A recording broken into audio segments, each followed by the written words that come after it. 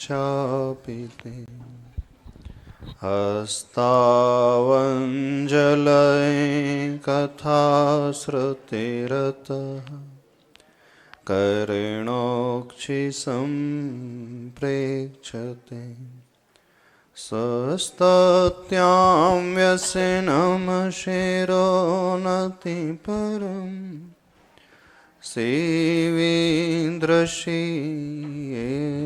ते तेजस्वी सुजनोऽहमेव सुकृतिं तेनैव तेजः पते तेनैव तेजः पते। देवादिदेव अतिशयकारी श्री चिंतामणि पार्श्वनाथ भगवान के जय। अनंतानंत सिद्ध परमेष्टि भगवान की जय। संत श्रोमणी आचार्य भगवान गुरुदेव श्री विद्यासागर जी महाराज की जय। पूज्याचार्य श्री समय सागर जी महाराज की जय। जय बोलो निरापक्ष मन युवा अपने अध्यात्म योगी मधुर वाणी वक्ता वीर सागर जी महाराज की जय। मुनि संघ की जय। नमोस्तु महाराज जी, नमोस्तु।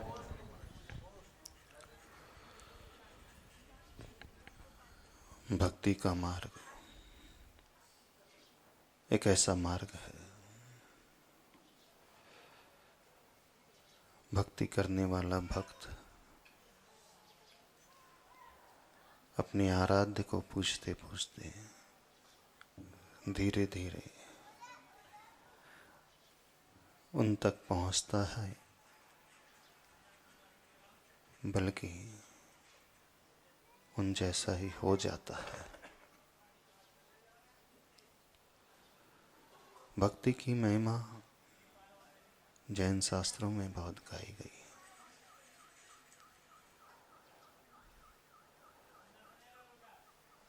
भक्ति का अर्थ होता है भाव शुद्धि युक्त पूज्य पुरुषेषु गुणेषु अनुरागः। पूज्य पुरुषों के गुणों के प्रति भावों की विशुद्धि रखते हुए अनुराग हो जाना, वो भक्ति कहलाती है।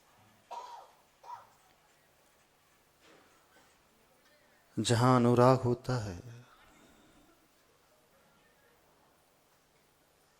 उस राग को पाने के लिए, पराग को पाने के लिए वो भ्रमर अपने आप ही उस पुष्प के निकट पहुंचता चला जाता है।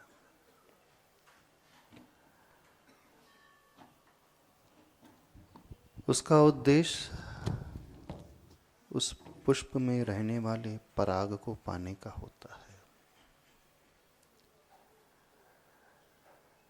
उस पराग को वो ग्रहण कर लेता है, लेकिन पुष्प वैसा ही बना रहता है। पुष्प को रंच मात्र भी कष्ट नहीं होता। वो इतने अच्छे तरीके से उस पुष्प में से उस पराग को ग्रहण कर लेता है, सुगंधि को ग्रहण कर लेता है, किसी को ज्ञात भी नहीं होता है। कभी ध्यान से देखा है भ्रमर उस पुष्प में से पराग को कैसे ग्रहण करता है? नहीं देखा।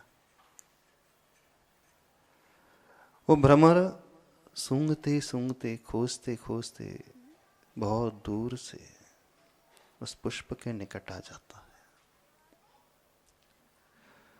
पुष्प को कभी बुलाना नहीं पड़ता है भ्रमर को। भ्रमर स्वयं खोजते खोजते वहां तक पहुंचता है, क्योंकि भ्रमर के अंदर वो आकर्षण होता है, वो लालसा होती है, वो लालायित होता है उस पराग को पाने के लिए। जहां वो लालायित होता है, वो पुष्प का बगीचा बहुत दूर भी क्यों ना हो, खोजते खोजते वो पहुंच जाता है। ऐसा नहीं है किस फूल के नीचे ही वो रहता है, बहुत दूर से यात्रा करते हुए पहुंचता है। आकांक्षा एक ही रहती है उस भ्रमर के भीतर कि मुझे वो पराग चाहिए। जब वह उसके निकट पहुंचता है तो उसे उस पुष्प के रूप से ज्यादा प्रयोजन नहीं होता है। भ्रमर की भी आंखें होती हैं, पता है कि नहीं आपको? 4 इंद्रिय जीव होता है भ्रमर, और जहां 4 इंद्रिय आ जाती है तो आंखें भी आ जाती है। आंखों से वो देखता तो अवश्य है, लेकिन उसका उद्देश्य पुष्प के रूप को देखना नहीं है। उसका उद्देश्य उसकी सुगंधी को, उसके रस को पान करने का होता है। ऐसे ही होता है। ठीक ऐसे ही प्रभु का भक्त भी होता है। जो भक्त होता है, भक्ति करने वाला होता है, उस भ्रमर की भांति होता है बिल्कुल। वो खोजते खोजते प्रभु के गुणों से आकृष्ट होकर के उस सुगंधी को पाने के लिए दूर दूर से यात्रा करते करते पहुंच जाता है उन प्रभु के निकट। जब वो प्रभु के दर्शन करता है तो प्रभु की प्रतिमा में अटकता नहीं, प्रभु के रूप में वो अटकता नहीं। जैसे वो भ्रमर उस पुष्प के रंग और रूप में अटकता नहीं है। उस भ्रमर का उद्देश्य एकमात्र पराग को पाना, और कुछ नहीं होता उद्देश्य। और इतनी सफाई से उस पुष्प के ऊपर बैठता है कि पुष्प को बिल्कुल भी हर्ट नहीं होता, और वो पराग को लेकर के उड़ जाता है। आप सब भी भ्रमर की ही भांति है ना, कि नहीं है? भ्रमर रूप से प्रभावित होकर के पुष्प के निकट नहीं आता है। भ्रमर उस गंध से प्रभावित होकर के सुगंधी को लेकर के आता है। उद्देश्य उसका वही होता है। ऐसा नहीं है भ्रमर कि सिर्फ गुलाब पे ही बैठता है। जिस पुष्प में बहुत अच्छी सुगंधी होती है, हर एक उस पुष्प में बैठ कर के उस सुगंधी को ले लेता है और चलता बनता है। आप लोगों का क्या उद्देश्य है?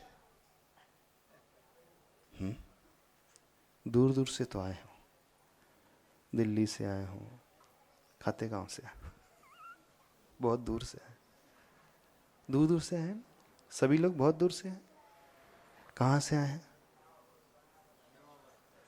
निमावर से, निगोद से आए हैं। वैसे देखा जाए तो यात्रा सबकी बहुत लंबी है, बहुत दूर से चल करके आए। क्या पाने के लिए आए हो? क्या उस सुगंधी को पाने का जज्बा है भीतर? उस पराग को ग्रहण करने का भाव है भीतर? कि सिर्फ बाहर के उस पुष्प के रूप को देख करके अटक करके रह जाते हो? एक विशेषता भ्रमर की होती है, जब भ्रमर उस फूल से सुगंधी को और पराग को लेता है, फूल को रंच मात्र भी कोई पीड़ा नहीं पहुंचती। जैन शास्त्रों में साधु के लिए कहा है, जब वे आहार लेने जाएं तो भ्रामरी वृत्ति से आहार ग्रहण करें। मूलाचार में आया है मुनि महाराज के लिए जब ये आहार ग्रहण करने के लिए जाए तो उसका क्या नामकरण किया? भ्रामरी वृत्ति। देखिए, आचार्य भगवान को भी किसे याद करना पड़ा? भ्रमर को याद करना। भ्रमर से ही भ्रामरी वृत्ति बनी है। यानी जो भ्रमर की वृत्ति होती है, जो भ्रमर का तरीका होता है उस पराग को लेने का, तो आचार्य भगवान ने साधुओं को जागृत करने के लिए किससे जोड़ा है? अब देखिए, जो 4 इंद्रिय जीव है भ्रमर, उससे जोड़ दिया। जबकि 4 इंद्रिय जीव तो बड़ा छोटा सा होता है, उसके पास तो मन भी नहीं होता। 4 इंद्रिय के पास मन नहीं होता, उसके पास विवेक भी नहीं होता, हे उपादेय की दृष्टि भी उसके भीतर नहीं होती है। क्या तत्व है, क्या पदार्थ है, वे कुछ नहीं जानता। मुनि महाराज को समझाने के लिए किसका उदाहरण दे रहे हो? चर्या कैसे करें? तो भ्रमर की भांति करें। नामकरण कर दिया भ्रामरी वृत्ति। बोले भ्रमर जिस प्रकार से पराग लेता है उसकी वृत्ति को देखते हुए करें, उसकी हर एक क्रिया को बड़े गौर से देखें और उसे अपने जीवन में अंगीकार कर लें। एक ऐसा जीव जिसके पास मन नहीं है, समझ नहीं है, वो इतने अच्छे तरीके से उस वृत्ति को करता है। आंखें भ्रमर के पास भी होती हैं लेकिन उसके रूप में नहीं अटकता, वो पुष्प के फूल के रूप में नहीं अटकता। ग्रहण करता है पराग से, फूल से वो पराग को ग्रहण करता है, किंतु उसे रंच मात्र भी कोई विकल्प नहीं होने देता, कष्ट नहीं होने देता। साधु यदि आहार ग्रहण करने जाए, बस वैसे ही आहार करे, दाता को देखे ना, उस आहार की ओर दृष्टि रखे, रूप की ओर नहीं, स्वरूप की ओर दृष्टि। आप लोग जब भगवान के पास आते हैं भक्ति करने के लिए, कहाँ दृष्टि होती है? प्रतिमा की ओर, अष्टधातु की है, सफेद पाषाण की है, काले पाषाण की है, 5 फीट की है, पद्मासन है, खड्गासन है, इसी ओर दृष्टि होती।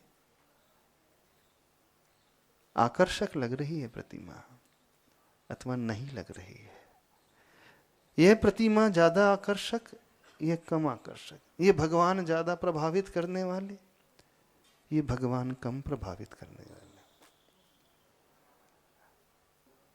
वो भ्रमर जो है गुलाब के फूल के ऊपर भी बैठता है, कमल के ऊपर भी बैठता है, गेंदे के ऊपर भी बैठता है, सूर्यमुखी फूल के ऊपर भी बैठता है, और वहां से भी पराग लेकर के आ जाता है। छोटा भी हो फूल तो भी ले लेता है, बड़ा भी फूल हो तो भी ले लेता है। उसके उस पराग के ग्रहण करने में कोई अंतर नहीं होता, छोटे बड़े का विकल्प नहीं, गुलाब कमल और गेंदे के फूल का विकल्प नहीं। विकल्प तो एकमात्र वही रहता है, मुझे पराग लेना है और कुछ नहीं, और सही विधि के अनुसार लेना है। आप भक्त हैं, कौन सा विकल्प लेकर के भगवान के पास आते हैं? रूप का विकल्प कि स्वरूप का विकल्प? फूल की सुगंधी, ठीक ऐसे ही प्रभु की भी सुगंधी, और जो सुगंध होती है वो दिखती नहीं है, फूल तो दिखेगा, उसका रंग दिखेगा, उसका साइज दिखेगा, उसकी बनावट दिखेगी, लेकिन सुगंधी कभी नजर नहीं आएगी।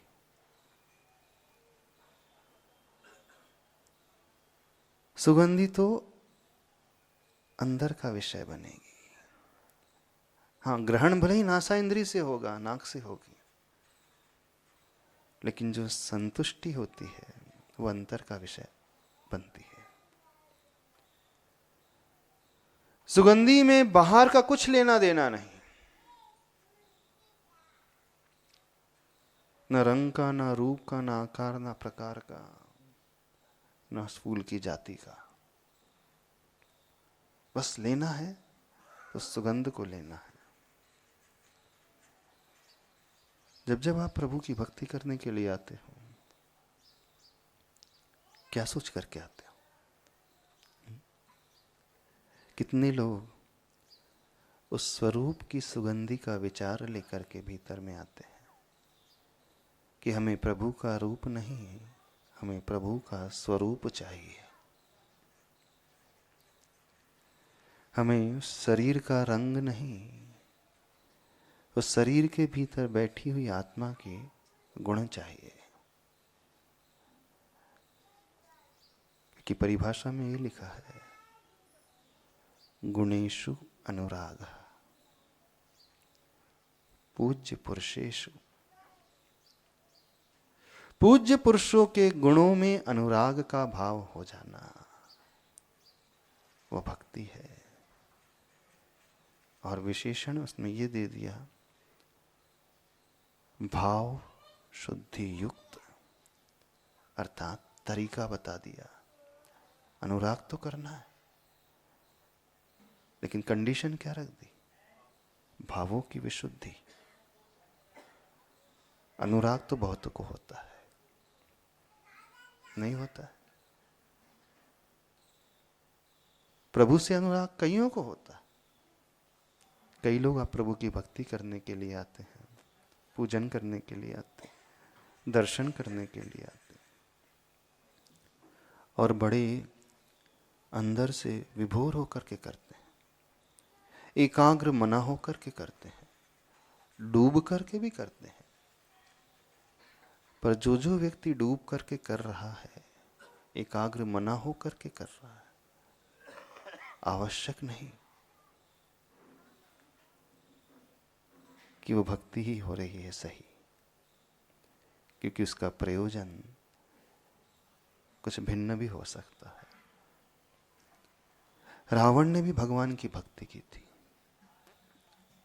डूब करके की थी, एकाग्र मना से की थी, तल्लीन होकर के। और ऐसी भक्ति उस जैसा भक्त आज देखने को नहीं मिलता। वीणा का तार टूटने पर अपने ही पैरों की नस को निकाल करके जिसने बांध दिया, यह भी नहीं सोचा का शरीर, ये सोचा कि शरीर का क्या होगा, कितनी अधिक वेदना शरीर में होगी। वेदना की ओर उसकी दृष्टि नहीं गई। कई लोगों को लगता है ये जो वर्णन लिखा गया है अतिशयोक्तिपूर्वक लिखा गया है।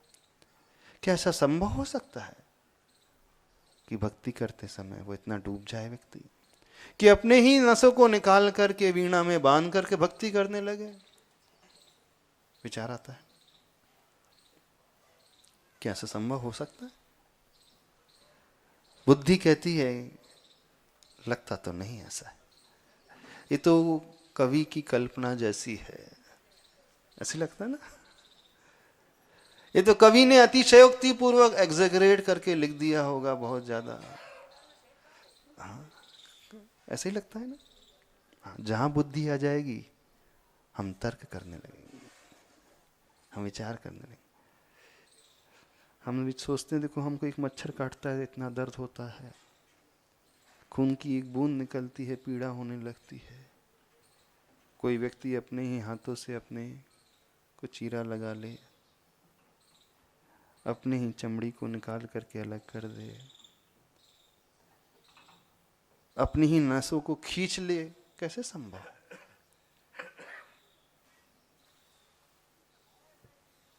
कि जब मुनिराज अपने ही केसों को खींच करके अलग कर सकते हैं, लोच करके अलग कर सकते हैं, तो संभव तो है ना? संभव तो है।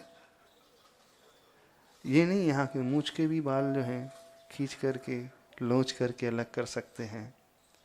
पीड़ा तो होती नहीं होती? पीड़ा थोड़ी थोड़ी होती। करके देखा क्या कभी? थोड़ी थोड़ी होती। पीड़ा तो होती। जब व्यक्ति इतना डूब जाता है, वो शरीर को भूल ही जाता है। भूल जाता है इन द सेंस, शरीर में वेदना हो रही है नहीं हो रही है, उस और उसका ध्यान ही नहीं जाता। उसका उपयोग तो उस अपने कार्य में इतना लीन हो जाता है, इतना तल्लीन हो जाता है कि पीड़ा की ओर, वेदना की ओर लक्ष्य नहीं रहता। ऐसा नहीं कि वेदना होती नहीं है, कई बार होता है ना। आप कोई कार्य कर रहे हो और पैर में कुछ कांटा भी चुभ जाए और उसमें लीन हो जाते, पता ही नहीं चलता कांटा कब लगा, पत्थर लग गया। जब कोई ध्यान दिलाता है, अरे आपके पैर से खून सा आ रहा है देखो, तब दिखता है हाँ खून सा आ रहा है। जैसी दृष्टि में खून दिखता है तब उसका दर्द शुरू होता है। हो जाता है ना, कई बार होता है। तो जब पहले खून निकल रहा था दर्द क्यों नहीं था? पीड़ा तो थी, पर उपयोग कहीं और लगा रहता है। तो पीड़ा होने पर भी, खून निकलने पर भी दर्द महसूस जैसा नहीं होता। जहां व्यक्ति इतना डूब जाए उसे कुछ ज्ञात ही ना हो, वो एक्सट्रीम दशा होती है।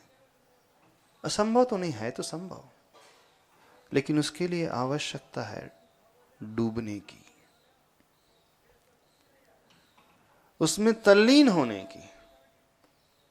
तो रावण की भक्ति बिल्कुल ऐसी ही डूबने वाली भक्ति थी। विरलों में ऐसी भक्ति होती है। भक्ति तो बहुत करते हैं, एकाग्रता से उसने भक्ति की थी, शांतिनाथ प्रभुमय होकर के उसने भक्ति की थी। लेकिन वो भक्ति नहीं थी, आचार्य भगवान कहते हैं, क्योंकि वहां भावों की विशुद्धि नहीं थी। भाव तो थे लेकिन विशुद्ध नहीं थे। भावों में कुछ प्रयोजन भिन्न था। वो आत्म कल्याण का भाव नहीं, परमार्थ का भाव नहीं, वहां सांसारिक कुछ भाव था पाने का।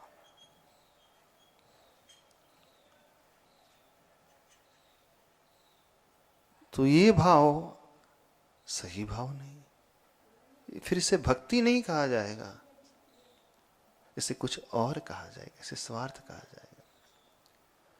तो जैसे वो भ्रमर होता है, उस फूल से उस पराग को ले लेता है, सही विधि से लेता है, बिना कष्ट पहुंचाए, और उसका प्रयोजन उस पराग के अलावा और कहीं नहीं होता। ऐसे ही भक्त का प्रयोजन प्रभु के गुणों के अलावा और कहीं नहीं होता। मुझे तो सिर्फ प्रभु के गुण चाहिए, तब वह अनुराग जो है उस परिणाम तक ले जाने वाला होता। तो आप लोग भक्ति कैसे करते हो? गुणों की ओर दृष्टि रहती? गुणों की ओर दृष्टि तो तब होगी जब पता होगा।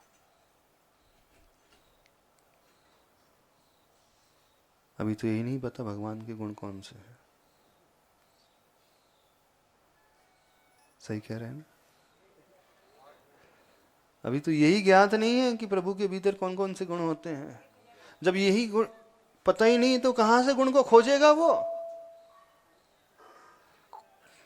खोजी बनने के पहले जो हम चाहते हैं उसके लक्षण तो हमें पता होना चाहिए कि नहीं? गोताखोर है, समुद्र में डुबकी लगाता है और रत्नों को खोज करके ला लेता है। वो पत्थर खोज करके नहीं लाता। जब गहराई तक पहुंचता है तो रत्न ही लेकर के आता है। कैसे रत्न लाता है? उसे ज्ञात है कि रत्न क्या होते हैं। नहीं तो कोई पत्थर उठा करके लेकर के आ जाए। इसकी वॉइस देख लो। अन्य पत्थर नहीं लेकर के आता वो। सिटी बज रही। जो कीमती रत्न होते हैं वो वही खोज करके लाता है। आश्चर्य वर्तमान में इतना है, आपको सबका ज्ञान है, लेकिन जो आप अंतरंग से चाहते हो अथवा कहते हो उसका ही ज्ञान नहीं है। आप कहते भले ही हैं कि हमें प्रभु का रूप नहीं, हमें स्वरूप चाहिए, हमारा प्रयोजन प्रभु के गुणों को पाने का है, लेकिन अधिकांश लोगों को यही ज्ञात नहीं है कि कौन से गुण मुझे चाहिए।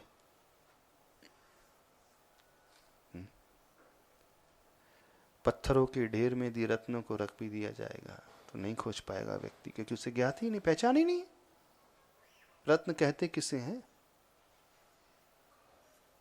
हर चमकता हुआ पत्थर रत्न नहीं होता है।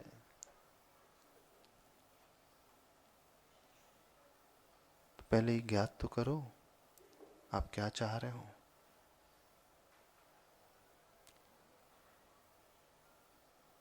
अधिकतर लोग तो वैसे ही चाहते भी नहीं है। थोड़ा सा ऐसा भी कह दे तो अतिशयोक्ति नहीं होगी। आप लोगों को ज़्यादा गुणों से प्रयोजन नहीं भी है। बहुत सारे लोग तो ऐसे हैं, गुण तो बाद में देख लेंगे। अभी तो जो हमें अपने घर गृहस्थी के लिए, दुकानदारी के लिए, परिवार के लिए चाहिए वही है। ठीक है ना? रावण को क्या चाहिए था? बहुरूपनी विद्या चाहिए था। आपको क्या चाहिए? बहुत रुपया। उसे बहुरूपनी विद्या चाहिए था, आपको बहुत रुपया चाहिए। मैच तो कर रहा है, टेंडेंसी मैच कर रही है। नहीं कर रही? रावण से एकदम मिल रही है, सिमिलरिटी आ रही है, आ रही है ना?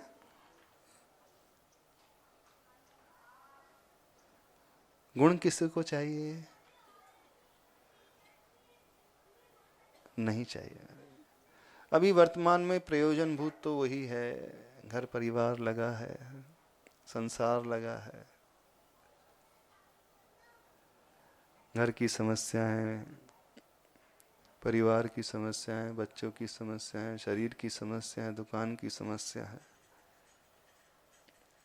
अभी तो इतनी ढेर सारी समस्याओं की लिस्ट है, वही चाहिए अभी तो फिलहाल। जब थोड़ी समस्याएं समाप्त हो जाए तो फिर बाद में सोचेंगे गुण उन क्या होते हैं। कि कैलाश जी भी चाहिए ना? समस्या कभी खत्म नहीं होती, तो इसका अर्थ है तो आपको गुण से लेना देना नहीं, कुछ नहीं। एक के बाद एक, एक के बाद एक, एक के बाद एक लाइन लगी हुई है। फिर कैसे भक्त हैं आप लोग? कैसी भक्ति चल रही है?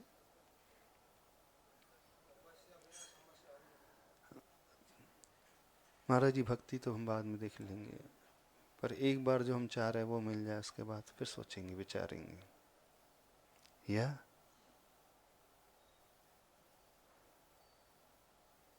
विशुद्धि भावों की लाना सीखें, तब वो भक्ति सफलीभूत होती है। आप कहोगे हमें भी सफलता मिल रही है, हमारी सांसारिक समस्याओं का समाधान मिल रहा है, पर ये तो कोई बात नहीं हुई।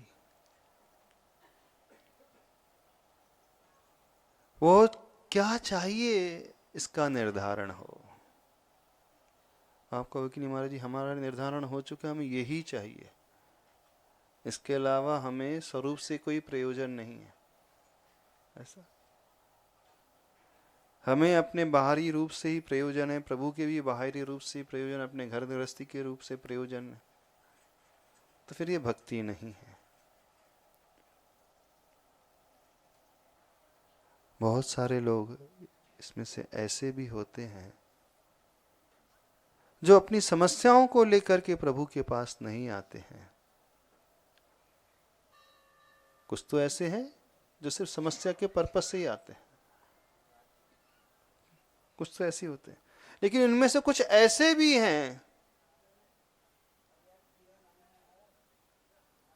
जो इन समस्याओं को लेकर के नहीं आते हैं, गुण को ही पाने की लालसा लेकर के आते हैं। ऐसे भी हैं, आप लोग तो उन्हीं में से हो ना? नहीं,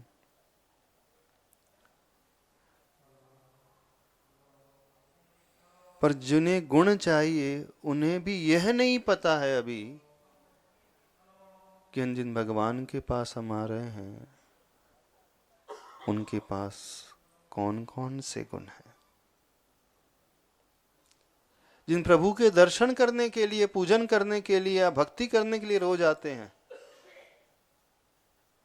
पता है कितने गुण होते हैं भगवान में? अरिहंत भगवान में कितने? 46। नाम पता है? नहीं, संख्या पता है, बस इतना ही बहुत है। संख्या पता है, इतना ही बहुत है। अब देखना, जब हमें यही ज्ञात नहीं है कि भगवान के भीतर क्या क्या है, हम कैसे उसे पाने की आकांक्षा करेंगे? भ्रमर को यह ज्ञात होता है कि इस पुष्प में ये पराग है, मुझे ये लेना है। हमें जो ग्रहण करना है, एटलीस्ट सबसे पहले उसका लक्षण हमें पता होना चाहिए। तो बहुतेरे श्रावक बिल्कुल ऐसे ही हैं जिन्हें पता ही नहीं है। बोले इतना दिमाग कौन लगा, इतनी फुर्सत किसको है, इतना विचार कौन करे? हाँ, भगवान के आगे झुकना है, बस झुक रहे हैं। इतना सोचेगा कौन आखिर?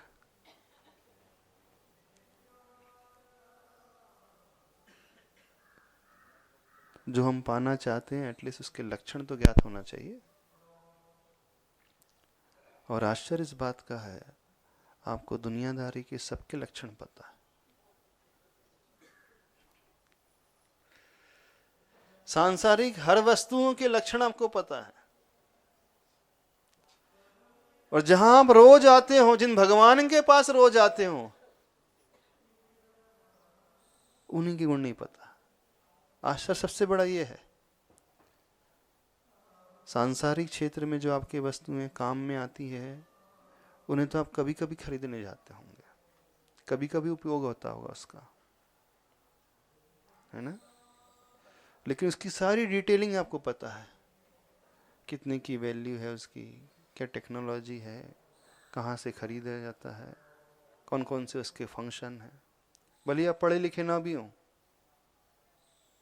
कभी भली कॉलेज नहीं गए हो, इंग्लिश कभी पढ़ी नहीं होगी, लेकिन मोबाइल के सारे फंक्शंस फीचर्स पता है, कहाँ से नेट खुलता है, कहाँ से वो डाउनलोड होता है, कहाँ से यूट्यूब में जाना है, कौन सा चैनल कहाँ से खुलेगा, कितने का आएगा ये मोबाइल, कौन सी कंपनी का है, इसकी रीसेल वैल्यू कितनी है, सब पता है ना? हम उनकी बात कर रहे हैं जिन्हें ABCD भी नहीं आती है, वो सब कुछ जान लेते हैं। हर जगह ये हाल है, आपको सबके लक्षण पता है, सब्जी के पता है, पेन पेंसिल के पता है, कपड़ों के पता है, भोजन पानी के पता है, सबके पता है, लेकिन प्रभु के नहीं पता। नहीं पता है। अधिकतर इनमें से ऐसे निकल जाएंगे, उन्हें यही ज्ञात नहीं है भगवान के भीतर क्या गुण होते हैं, कौन कौन से गुण होते हैं। और आप रोज आ रहे हैं यहां पर, क्या समझ रहे हो? एटलीस्ट जानना पहले सीखें, क्योंकि जब ज्ञान होता है उसकी महिमा समझ में आती है तो उसका इंटरेस्ट और बढ़ता चला जाता है, रुचि और बढ़ती है, समर्पण और बढ़ता है, श्रद्धा और विकसित होती है, भक्ति में विशुद्धि और अच्छी से आती है। और अज्ञानी यदि हम रहते हैं, पता नहीं रहता है, तो ठीक है, जो हो रहा है सो हो रहा है, जो कर रहे हैं सो कर रहे हैं, जो सब कर रहे हैं सो आप किए जा रहे हैं, ये कर रहे हो ना। आप लोगों को लगता नहीं, विचार नहीं आता थोड़ा सा? आप तुरंत कहोगे कि महाराज जी इतना दिमाग कौन लगाएगा, इतना ज्ञान भी नहीं हमें, अथवा ये कहोगे समझ में नहीं आता विषय। दुनिया की सारी झंझटों के विषय समझ में आ जाते हैं, इसका क्यों नहीं आता? विषय समझने की बात बाद में आएगी, आपने कोशिश ही नहीं की आज तक। तो कितनों ने कोशिश की है? नमो अरियंताड़म कहते हो, अरियन भगवान के भीतर क्या क्या होता है। नमो सिद्धाड़म कहते हो, सिद्ध परमेष्टि के भीतर कौन कौन से गुण होते हैं। नमो आयरियमाचार परमेष्टि के, साधु परमेष्टि के। जिस नमस्कार मंत्र का पाठ व्यक्ति रोज करता है, जिन पंच परमेष्टि को रोज नमस्कार वो कर रहा है, रोज पढ़ रहा है, उसकी जाप भी रोज देता है, और यह भी कहता है, थोड़े रोज पूजा भी करते, वंदे तद्गुण लब्धे, उसने ये भी याद कर लिया। दिल्ली वाले को तो याद होगा ना, जो विधान कर रहे हैं यहाँ पे, याद होगा ना सबको, क्यों विधान कर रहे हो? भगवान के गुणों को पाने के लिए। लेकिन कौन से गुण? अब जो भी हैं तो ठीक है। एक बीमार होता है, मेडिकल स्टोर में जाता है और वो कहता है कि मैं बीमार हूं, केमिस्ट जाके मुझे मेडिसिन दे दो।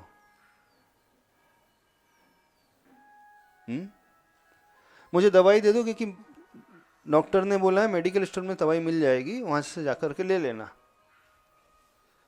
ठीक है, तो आप मेडिकल स्टोर में आते हो, दवाई दे दो, ऐसा कहते हो कभी?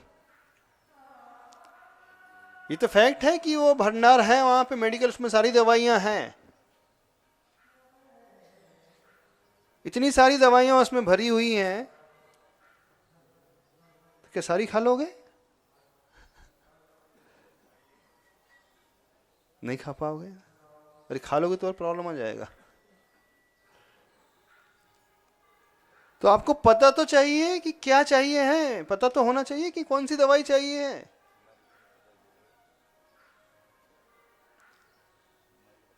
कि बिना उसके भी चल जाएगा कार्य।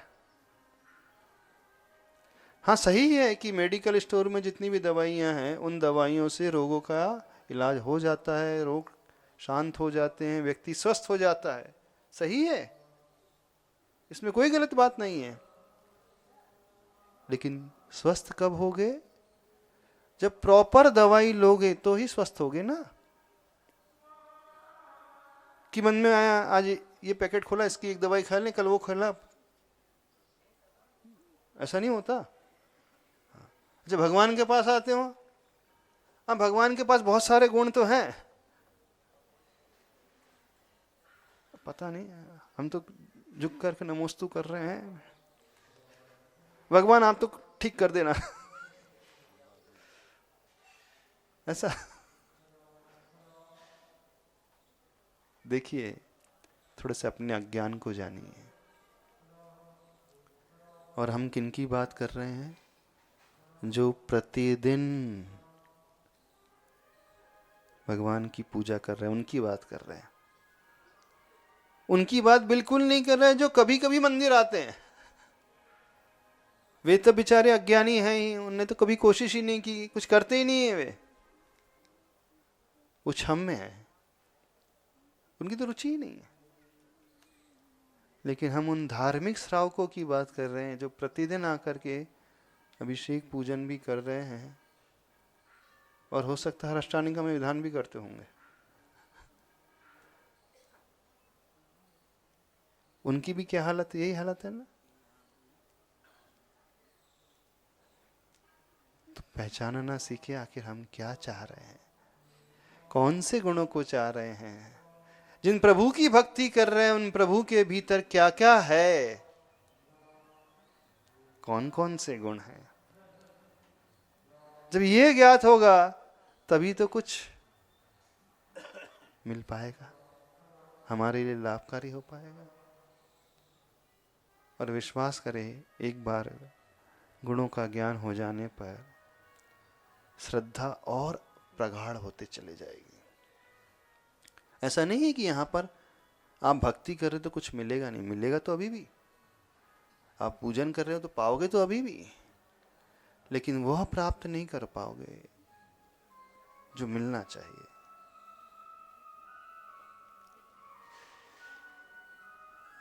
समझ में आ रहा है।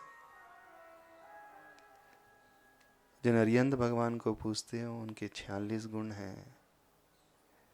कौन कौन से गुण होते हैं, कैसे उन्हें इन गुणों की प्राप्ति हुई है, और कैसे गुण हमें प्राप्त हो सकते हैं। कुछ लोगों को नाम रटे भी होंगे, हो सकता है, लेकिन कैसे उन्हें प्राप्त और कैसे हमें प्राप्त होंगे, इस विषय का अध्ययन करना है। आज इतना ही रखते हैं, थोड़ा सा डिस्टर्बेंस हो रहा है, ठीक है। इस विषय को थोड़ा सा आगे ले लेंगे। बोले देवादिदेव चिंतामणि पार्श्वनाथ भगवान की।